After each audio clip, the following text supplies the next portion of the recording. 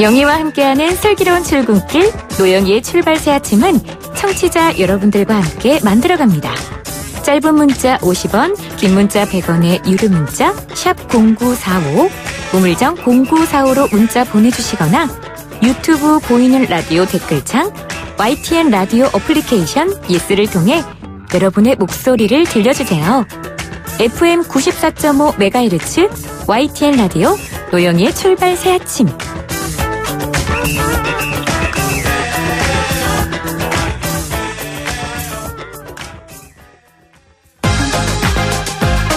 아침을 시작하는 슬기로운 방법. 오늘 내게 이로운 뉴스. 노영희의 출발 새 아침. 슬기로운 인터뷰. 네, 민주노총이 창립 23년 만에 한국노총을 제치고 조합원 수가 가장 많은 제1노동단체로 등극했습니다. 달라진 위상에 걸맞는 노사정 관계 변화와 책임감을 가져야 한다는 목소리가 높게 나오고 있는데요. 하종강 성공회대 노동 아카데미 주임 교수 모시고요. 자세한 이야기 한번 나눠보겠습니다. 교수님 안녕하세요. 네, 안녕하세요. 네, 1월 2일에 복귀를 앞두고 있던 쌍용자동차 해고 노동자 47명이 네. 일방적으로 무기한 휴직 통보를 받았다는 소식이 네. 전해졌습니다. 그래서 2009년에 대규모 정리해고로 쫓겨났었는데 이제는 좀 다시 돌아갈 수 있나 보다. 그동안 한 10년 정도 싸웠으니까. 네. 기뻐했는데 갑자기 이런 휴직 통보를 받으면은 어떻게 되는 겁니까? 그러니까 문재인 정부 들어선 뒤에 가장 갈목할 만한 성과가 네. 이제 KTX 승무원들의 복직과 쌍용차 해고 노동자 복직이 그렇죠. 두 건이었거든요. 네. 10년 만에 이제 복직이 된 겁니다. 그래서 7월 1일자로 복직이 됐지만 업무에 실제 투입되는 게 1월 2일부터로 약속이 돼 있었던 거거든요. 네, 그렇죠. 근데 1월 2일부터 무기한 휴직을 다시 시작한다는 것을 24일 크리스마스 이브에 통보받은 거죠. 어머. 쌍용차 노동자 중에서는 다른 직장에 취업했다가 돌아가려고. 네, 돌아오려고 이사한 사람도 있고. 네. 퇴직한 사람도 있고 이렇거든요. 와. KT 승무원 같은 경우에는 합의 내용이 올해까지 복직시킨다는 거거든요. 네네. 근데 회사가 언제 복직시켰을 것 같아요? 언제 했습니까? 12월 31일자로 복직시켰어요. 세상에. 그러나 이게 한국 기업 경영자의 마인드가 이 정도밖에 안 되나. 그러니까 올해 안에 복직하기로 약속을 시켜놓고 12월 31일자로 복직시킨 너무 이거 속이 보이잖아요. 진짜 많이 좀 너무. 근데 쌍용차 네. 사건은 그렇게 복직이 됐는데 다시 무기한 휴직에 들어가게 된 겁니다. 그러면은 휴직 기간 동안에는 월급도 못 받고 근데 그건 거예요? 이제 70%를 지급하겠다는 게 회사가 내세운 약속인데 네. 중요한 문제는 이걸 합의하는 과정에 해고된 노동자들은 전혀 참여하지 못했다는 거죠.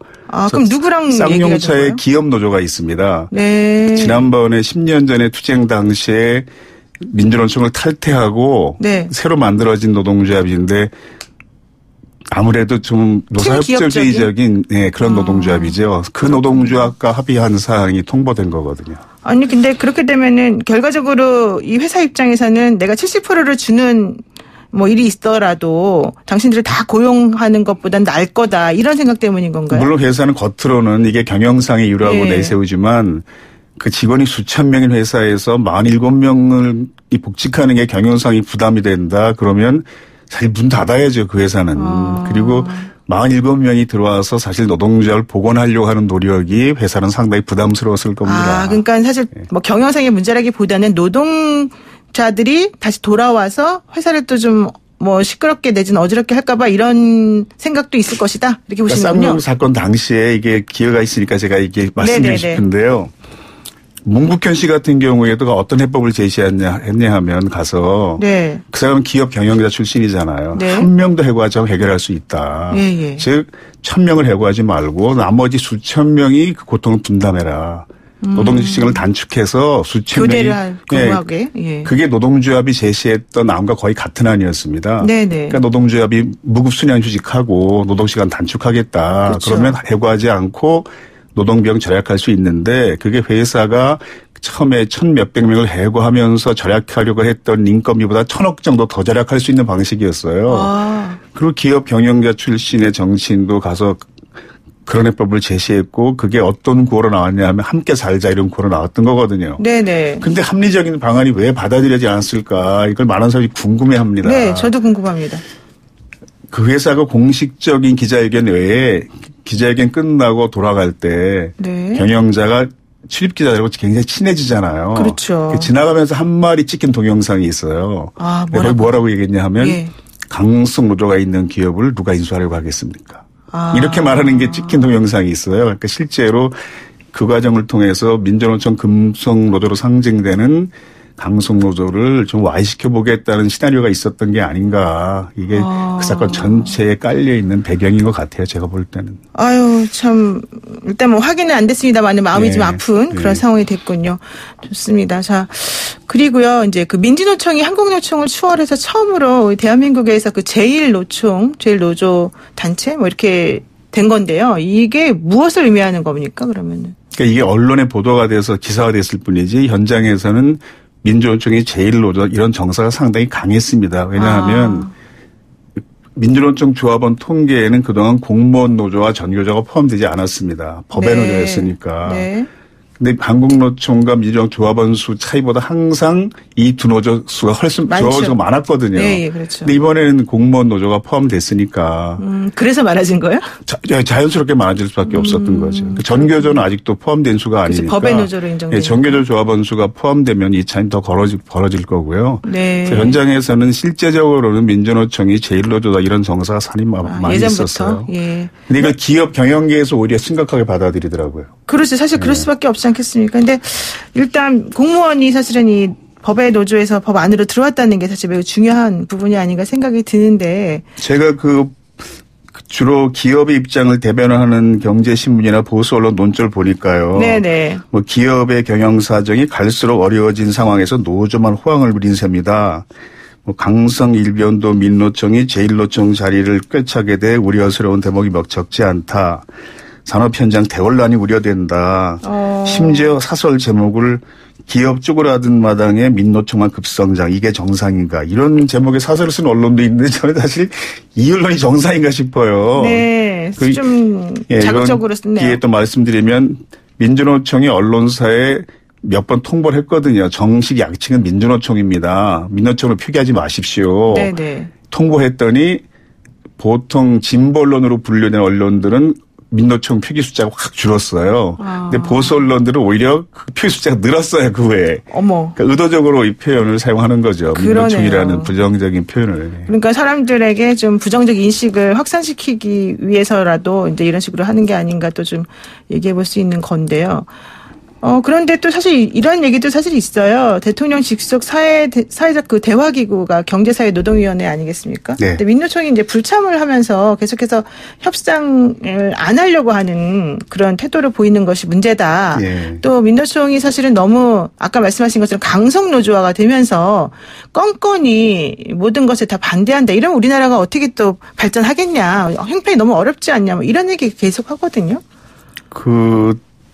얼마 전에 한 경제신문이 민노총 대부 이런 기획 기사를 쓴 적이 있었어요. 16개인가 17개인가 기사를 기획 시리즈 썼는데 네. 그 첫 번째 기사 제목이 뭐였냐 하면 무소불위 민노총 쉬운 세계 정부위원회에서 국정에 입김 이렇게 제목을 뽑았거든요. 네. 사실 이게 쉬운 세계가 아니라 530개가 돼도 문제가 될 건 없습니다. 왜냐하면 노사정이 가히 동수로 참여하는 위원회들이고 그렇죠. 사실 한국노총 위원수가 항상 민주노총 위원수보다 좀 많았기 때문에 네. 전체 위원 중에 민주노총 입장을 가지고 있는 사람 수가 한 6분의 1 정도예요. 그래서 사실 걸림돌이 되고 싶어도 되기 어려운 상황이기 때문에 그걸 걱정할 상황은 아닌데 그렇게 분석을 했던 거고요. 네네. 지금 제1노조가 됐으니까 책임의식을 가지고 경사노에 참여해라. 이게 대부분의 논조입니다. 그렇죠. 그런데 사실은 제1노조인 민주노총이 참여하지 않는 것을 정부와 기업이 좀 더 엄중하게 받아들여야 돼요. 무슨 사실은. 뜻인가를 생각해 봐야 된다? 네. 예.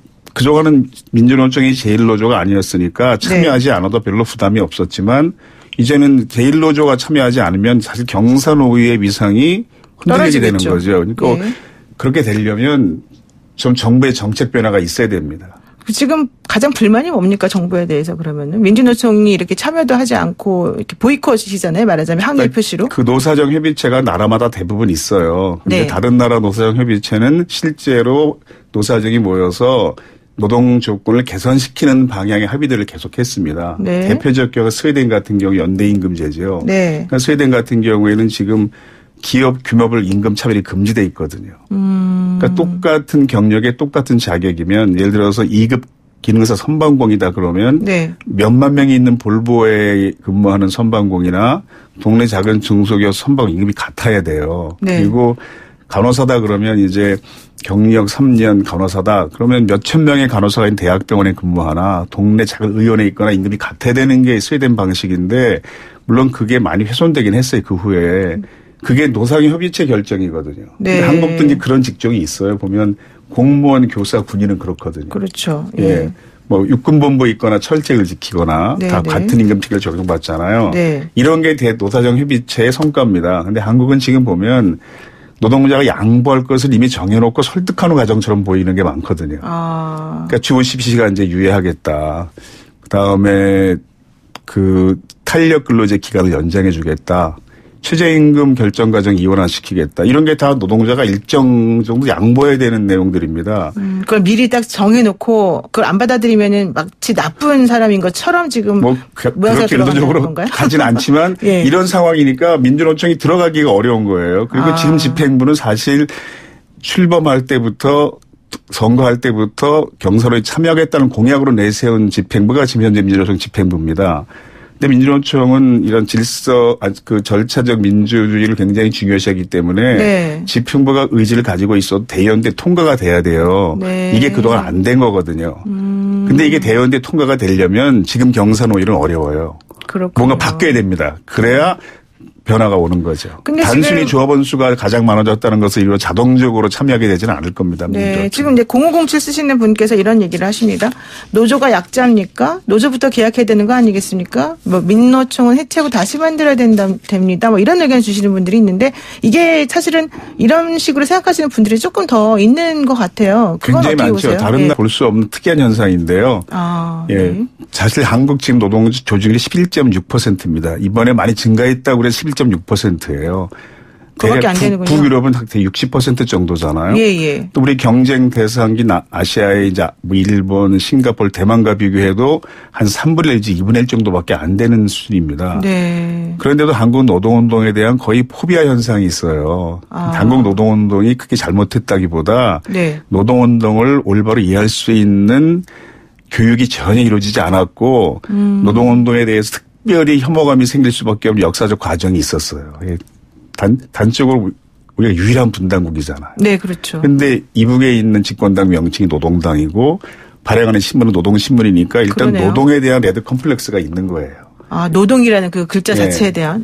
그리고 한국노총은 굉장히 정상적인 노동운동인데 민주노총은 지나치게 과격하다. 네, 이런 이분법도 잘못된 겁니다. 사실은 데이터를 분석해 보면요. 예. 한국 노동운동처럼 온건한 노동운동이 없어요. 1년에 발생한 파업 사업장 수도 몇 개 안 되고. 네네. 근데 한국은 노동에 대한 지나친 혐오감이 형성돼 있는 데다가 예를 들어서 독일 같은 경우는 초등학교 과정에서 1년 동안 모의 노사교섭을 6번 정도 진행하거든요.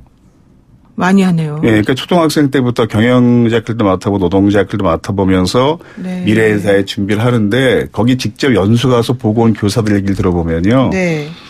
항상 노동자 간벽가를 신청 학생이 훨씬 많아서 경영자 대표과 학생이 부족하다는 거죠. 그리고 어떤 학급은 한 명 빼고 전부 노동자 간벽가를 신청하다라는 거예요. 근데 우리나라는 반대인가요? 예, 우리는 아예 그런 교육이 없습니다. 아예 없다. 예. 근데 그 한 명은 나중에 부모의 가업을 이어받을 학생이었다는 거죠. 그리고 프랑스 같은 경우는 고등학교 1학년 시민 법률 사회 과목 교과서 3분의 1 정도 분량이 단체 교섭의 전략과 전술을 짜는 내용으로 채워져 있거든요. 네네. 그러면 아니 왜 고등학교에서 학생에게 단체 교섭의 전략 전술을 몇 달 동안 가르치는 거야. 그렇죠. 우리는 이해가 안 간다. 이런 의문을 갖겠지만 네. 이런 걸 하지 않는 나라가 우리밖에 없습니다. 이게 일본도 미국도 다 해요. 유럽에 있는 나라뿐이 아니라 우리만 이 교육을 하지 않거든요. 왜 안 하는 겁니까? 제도권 교육소에 노동교육이 아직 없습니다. 최근에 들어서 한 2, 3년 전부터 부분적으로 도입되기 시작한 거거든요. 그러니까 노동운동을 프랑스 같은 경우에는 그 시민교육이라는 것이 초중등학교 필수 과목인데 네. 그 과목의 가장 중요한 내용이 노동교육이에요. 그리고 독일 같은 경우에는 교과서를 보면 교섭할 때 노동자의 서명운동을 벌이는 방식, 홍보물을 작성하는 법, 언론과 인터뷰하는 요령, 노동자 간부가 연설문을 작성하는 방식, 뭐 이런 마치 우리가 볼 때는 무슨 데모하는 기술 가르치는 거가 수업 내용들이 교과서에 수록돼 있거든요. 사실 그렇게 좀 들릴 수가 있겠네요. 그러니까 이런 교육을 다 받고 사회 진출하는 사회와 이런 교육 전혀 없이 노동 문제를 바라보는 사회에서는 일단 토대가 달라서요. 아, 그렇군요. 네, 한국의 민주노총이나 한국노총이 특별히 잘못했다기보다 우선 그런 배경이 좀 노동운동을 올바로 이야기 어려운 조건입니다. 그러니까 우리나라가 사실은 이제 그 70년대 80년대에 급격하게 그 부가 조금 쌓이고 경제가 발전하면서 노동자들의 희생이 있어야 된다는 전제 하에 이제 기업을 계속해서 육성하고 정부가 좀 지원해준 그런 그렇죠. 부분들이 현재까지 이어지는 거죠. 실제로 한국의 기업은 그래서 노동비를 절약하는 방식으로 수익을 창출하는 경향이 너무 익숙해져 있어요. 오랫동안. 아예 그냥 노동하는 사람들을 뭐 예를 들면 쥐어짜는 형식으로 일이 이루어진다는 건가요? 뭐 꼭 그렇게 격렬하게 표현하지 않아도 하여튼 네. 최대한 노동비를 절약하는 방식으로 경영하는 게 현명한 경영처럼. 편하니까 그럴 수 있겠죠. 결코 그렇지 않습니다. 왜냐하면 제게 삼성이 국가 경제에 기여한다고 다 생각하잖아요. 네, 삼성은 그렇죠. 절대로 저임금 사업장은 아니거든요. 그렇죠. 부가가치로 경쟁을 해야죠. 그러니까 지금 유럽연합이 대표단이 한국에 와 있으면서까지 문재인 정부에게 국제노동기구 협약을 비준하라고 계속 요구하고 있잖아요. 네. 그거 왜 요구하겠습니까? 한국 노동자 인권을 존중해서가 아니라 자기 나라 기업들은 다 그 원칙을 지키면서 경영하고 있어요. 비용 들여가면서.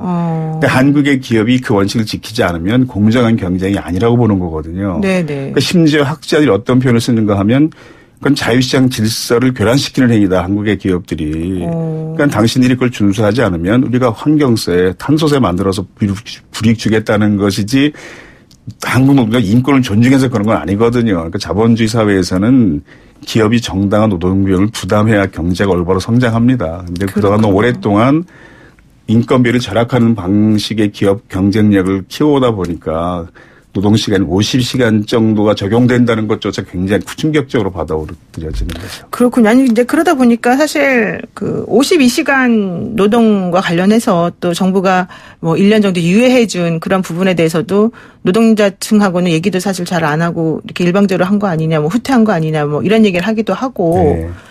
또 여러 가지 52시간제 얘기가 나왔으니까 문제인데 네네. 우리가 40시간제입니다. 그리고 52시간은 최대 노동시간이에요. 그렇죠. 그러니까 52시간제라는 표현도 좀 문제가 있고요. 굳이 52시간을 넣고 싶으면 52시간 최대 노동식 52시간을 최대 노동시간으로 봐야 되는 최대 노동시간제 이렇게 표현을 해야 되고요. 이게 주 5일 근무제가 2004년에 도입됐잖아요. 노무현 네. 참여정부 때. 네.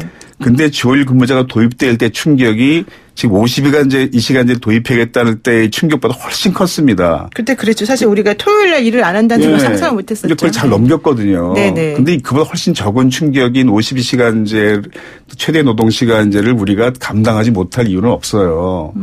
그리고 1년 유예하겠다고 했지만 그동안 기업이 너무 준비를 안 한 겁니다. 그러니까 1년 뒤에 똑같은 상황이 또 벌어질 겁니다. 그때 가면 또 같이 우리 힘들다 이럴 것이다. 그리고 40시간제가 만들어졌을 때 그러니까 근로기준법에 주 5일 근무제라는 표현은 나오지 않잖아요. 그렇죠. 이게 변호사님 앞에 얘기하기 좀 그렇긴 한데 법률 얘기를 하기는. 다만 보통 8시간씩 근무하니까 40시간제가 되면 58이 40, 그래서 주 5일 근무제가 된 거지 근로기준법상 주 40시간제잖아요. 네. 그 뒤에 이명박 박근혜 정부가 출연하기 전까지는 68시간제 말이 안 나왔었어요. 항상 최대 노동시간은 40시간에 일주일 최대 12시간 잔업해서 52시간이 최대 근무 시간이다. 이게 계속 행정해석과 하급심의 판결이었거든요. 네, 맞아요. 서로는 네. 근데 갑자기 이명박 문재인 정부 때 일주일을 5일로 해석하는 이상한 해석을 하면서 토요일, 일요일은 일주일에 포함되지 않으니까 그 연장 근로시간 제한에 포함되지 않아서 12시간 더 일할 수 있다. 이래서 갑자기 68시간 얘기가 나온 게 된 거지. 네, 유권 해석이 좀 그랬다고. 네, 그러니까 사실 52시간제가 과도하게 노동시간을 줄였다기보다 이명박 박근혜 정부 때 잠시 잘못 해석하면 늘어났던 노동시간이 정상화되는 것으로 봐야 돼요. 네. 그리고 지금 52시간도 그렇지만 또 최저임금 1만 원 올리겠다고 했던 것도 사실은 후퇴하고 있는 거 아니냐 뭐 이런 얘기하면서. 그건 뭐 대통령이 스스로 달성 공약을 달성하지 못해서 미안하다 의사 표현을 했고요. 네네네. 사실 1만 원이 되려면은 매년 한 15%씩 인상돼야 되거든요. 근데 지금 16.4%, 12.7% 가지고 난리가 났었으니까 정부가 아마 그걸 밀어붙일 자신이 없었던 것 같습니다. 스스로 이제 뭐 속도 조절해야 한다 이런 표현을 국무에서까지 하고 있는 표현이 실정이니까. 그렇죠. 예. 근데 미국 오바마 대통령은 네. 최저임금 40% 인상안을 법원에 냈었거든요. 40%나 인상하는 그럼요. 걸요? 그리고 의회 가서 뭐라고 설명했냐 하면 의원들에게 이 40% 최저임금 인상을 받아들이기 싫으면 당신들이 그 돈을 살아봐라 그럼. 이렇게까지 말했는데 역지사지네요. 예, 역지사지. 오바마 대통령이 그렇게 직접 얘기해서 검색해 보면 나옵니다. 네. 근데 사실 미국 리버럴도 그 정도는 하는 거거든요. 그렇군요. 그래서 16.4%가 그렇게 우리가 신경질적으로 반응할 만큼 과도 높은 인상이라고 보긴 또 어렵습니다. 근데 사실 이번에 이제 홍남기 경제부총리가 지난 19일 날 그 2020년 경제 정책 방향을 발표하면서 노동개혁을 좀 포함시켰지 않습니까? 이게 그래도 조금 그나마 나은 건가요? 어떻게 되는 건가요? 그 노동개혁이라는 게 사실 그 박근혜 정부 때에는 노동시장 구조개혁이라는 표현을 사용하면서 여러 가지 황당한 조치를 준비했었거든요. 네네. 그래서 노동시장 개혁, 노동개혁 이런 단어에 대해서 좀 우리가 상당히 예민해졌어요. 그렇죠. 예민하죠, 우리가. 예. 네. 그러니까 문재인 정부가 처음에 집권 초기에는 그 노동 존중 사회라는 단어를 자주 사용했거든요. 그리고 그게 세 가지 방향으로 진행됐습니다. 네, 어떤 방향이죠? 최저임금 1만 원, 비정규직 제로, 네. 그다음 52시간. 이게 세 가지가 문재인 정부로 상징하는 노동 정책이었는데 사실 이게 다 지금 지지부진한 상태에 있는 거거든요. 그러니까 그 정부의 노동개혁 정책 중에서 딱 한 가지만 강조하고 싶은 게 뭐냐 이렇게 묻는다면 네. 비정규직 정규직화를 좀 제대로 이뤄보자. 이걸 부탁드리고 싶고요. 지금 사실 자회사 정규직은 이상한 방식의 정규직화가 많이 이루어졌어요. 그렇죠. 자회사 정규직은 노동자들 스스로 문익분인 정규직을 표현하거든요. 자회사 이 자체가 존립이 불안한 회사이기 그렇죠. 때문에. 근데 서울 지하철 같은 경우나 서울대병원 같은 경우는 100% 직고용화로 이뤘거든요. 마음 먹으면 할 수 있습니다. 할 수 있는데 좀 이렇다. 예. 근데 서울시 지하철에서 가능했던 것은 문재인 정부였다기보다 그게 서울시 산하기업에서 가능했던 측면도 있습니다. 근데 할 수 있거든요, 보면. 그런 롤모델을 잘 보고 꼭 자회사 정규직 방식이 아니어도 직고용 정규직이 어떻게 하면 가능한지를 좀 깊이 연구해볼 필요가 있습니다. 네, 기업들. 노동자와 기업이 서로 상생하는 그런 나라가 되기를 바랍니다. 오늘 말씀 여기까지 듣겠습니다. 고맙습니다. 네, 고맙습니다. 네, 지금까지 하종강 성공회대 교수와 함께했습니다.